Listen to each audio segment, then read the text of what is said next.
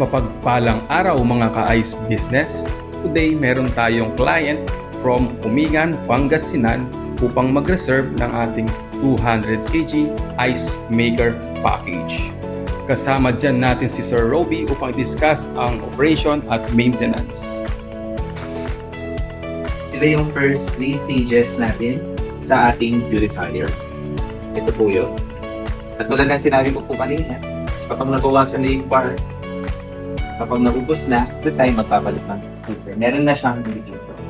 Kasama din dyan ang orientation sa operation at maintenance ng ating mismong ice makers. And once again, congratulations sa ating ka-ice business sa soon to rise na negosyong yelo sa Umingan, Pangasinan. Ikaw, kailan mo sisimulan?